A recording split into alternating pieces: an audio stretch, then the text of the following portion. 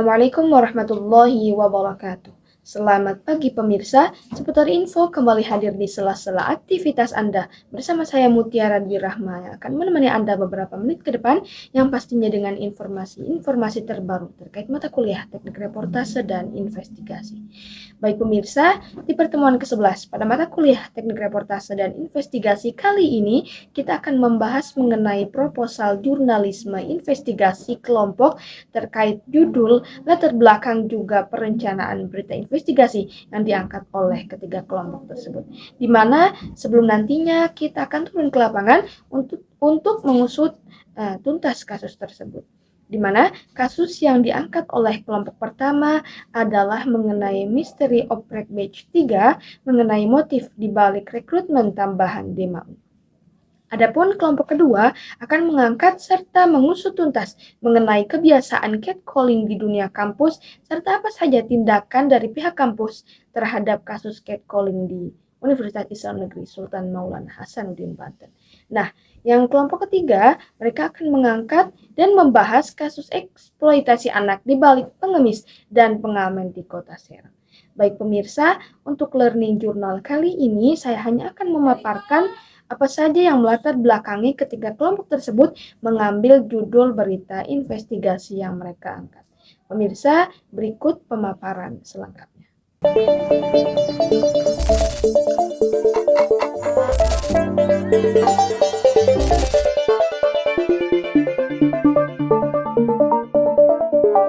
Pemirsa, Dewan Eksekutif Mahasiswa Universitas atau DMAU adalah organisasi kemahasiswaan tingkat universitas yang memiliki fungsi untuk sebagai perwakilan mahasiswa dalam menyalurkan aspirasi, menyelenggarakan program kerja, serta mendukung terciptanya lingkungan kampus yang dinamis dan progresif.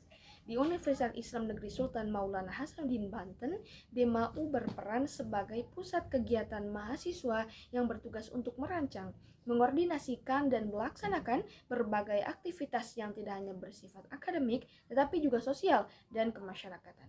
Sebagai organisasi puncak tingkat tinggi di universitas, DMAU memikul tanggung jawab besar dalam menciptakan sinergi antara mahasiswa dan pihak universitas, serta menjaga keberlanjutan organisasi melalui regenerasi. Salah satu langkah strategis yang rutin dilakukan oleh DMAU untuk mempertahankan keberlanjutan dan efektivitas kinerja organisasi adalah Open Recruitment, OPREC atau rekrutmen terbuka, di mana proses ini bertujuan untuk menjaring anggota baru yang memiliki potensi, kemampuan, dan semangat untuk berkontribusi dalam mengemban organisasi dan pelaksanaan program kerja. Namun, pembukaan rekrutmen batch 3 oleh DMA UIN SMH Banten menjadi sorotan karena dilaksanakan setelah sebelumnya telah dilakukan 2 kali rekrutmen, yakni batch 1 dan batch 2. Kebijakan ini memunculkan berbagai pertanyaan di kalangan mahasiswa, terutama terkait alasan dibalik keputusan tersebut. Banyak pihak mempertanyakan apakah kebijakan ini dilatar belakangi oleh kekurangan sumber daya manusia, permasalahan internal, atau justru strategi untuk memperluas jaringan organisasi. Minimnya penjelasan yang diberikan oleh DMAU melalui media resmi turut menimbulkan berbagai spekulasi dan persepsi beragam di kalangan mahasiswa. Beberapa pihak menduga adanya ketidakefektifan pengolahan internal, sementara yang lain berpendapat bahwa keputusan ini mungkin terkait dengan kebutuhan organisasi untuk mengakomodasi program kerja baru atau memperkuat struktur kepengurusan. Adapun latar belakang kasus selanjutnya, yakni eksploitasi anak di balik pengemis dan pengamen di Kota Serang.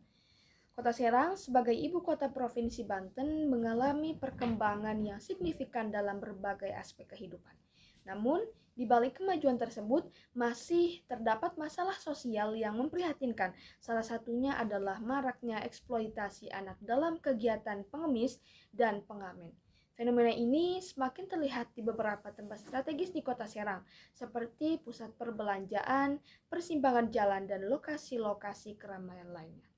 Eksploitasi anak dalam aktivitas pengemis dan pengamen terjadi ketika anak-anak dipaksa atau terpaksa bekerja di jalanan untuk mencari uang, baik secara langsung maupun melalui paksaan oleh orang dewasa, seperti orang tua atau pihak lain yang mengambil keuntungan dari anak-anak tersebut. Banyak dari anak-anak ini berasal dari keluarga yang hidup dalam kondisi ekonomi yang sangat miskin dan seringkali mereka tidak memiliki akses yang memadai terhadap pendidikan dan layanan sosial lainnya. Dalam kondisi tersebut, mereka rentan dieksploitasi untuk kegiatan yang tidak hanya merugikan kesejahteraan fisik dan mental mereka, tapi juga masa depan mereka secara keseluruhan. Fenomena ini semakin kompleks karena banyak masyarakat yang menganggap pengemis dan pengamen sebagai bagian dari pemandangan kota tanpa menyadari bahwa banyak dari mereka, khususnya anak-anak, berada dalam kondisi yang penuh eksploitasi. Anak-anak yang terlibat dalam kegiatan ini tidak hanya menghadapi resiko kekerasan dan pelecehan di jalan, tapi juga terhalang dari kesempatan untuk mendapatkan pendidikan yang layak dan membangun keterampilan yang dapat mendukung kehidupan mereka di masa depan. Penyebab utama eksploitasi anak dalam kegiatan pengemis dan pengamen ini sangat bervariasi, mulai dari faktor kemiskinan yang mendalam, kurangnya perhatian dan pengawasan orang tua, hingga keterbatasan akses terhadap pendidikan dan lapangan pekerjaan yang layak. Selain itu, minimnya penegakan hukum terkait perlindungan anak, serta kurangnya kesadaran masyarakat terhadap dampak buruk dari eksploitasi anak semakin memperburuk keadaan ini. Nah, berdasarkan kondisi tersebut, masalah eksploitasi anak dalam kegiatan pengemis dan pengamen di Kota Serang perlu mendapat perhatian serius dari semua pihak, baik pemerintah, masyarakat maupun lembaga-lembaga yang peduli terhadap perlindungan anak. Nah, penanganan masalah ini tidak hanya membutuhkan upaya pemberantasan terhadap praktek eksploitasi, tetapi juga solusi yang dapat mengatasi akar permasalahan, seperti kemiskinan dan ketidakmampuan orang tua dalam menyediakan kebutuhan dasar anak-anak mereka. Latar belakang kasus ketiga adalah mengusut tindakan pihak kampus terhadap kasus catcalling yang marak di UIN SMH Banten. Nah, pemirsa, fenomena pelecehan seksual berbasis verbal atau yang dikenal dengan istilah catcalling menjadi salah satu bentuk kekerasan yang semakin sering terjadi di berbagai tempat, termasuk di lingkungan kampus di UIN SMH Banten. Nah, kasus catcalling menjadi permasalahan serius yang perlu mendapatkan perhatian. Catcalling sendiri dapat didefinisikan sebagai tindakan seperti siulan, panggilan, komentar, atau ucapan bernada menggoda, merendahkan, atau seksual yang ditunjuk kepada seseorang. Biasanya adalah perempuan. Meski sering dianggap sepele atau sekedar candaan, catcalling memiliki dampak yang besar pada korban.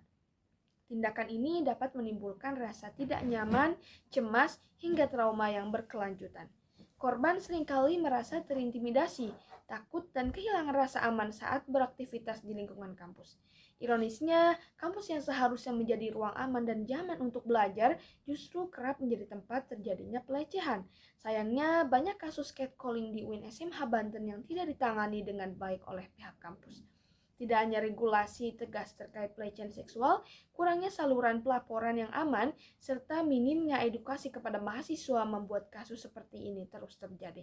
Korban seringkali merasa tidak didukung dan memilih untuk diam karena takut akan stigma atau bahkan tidak percaya bahwa kasus mereka akan ditindaklanjuti.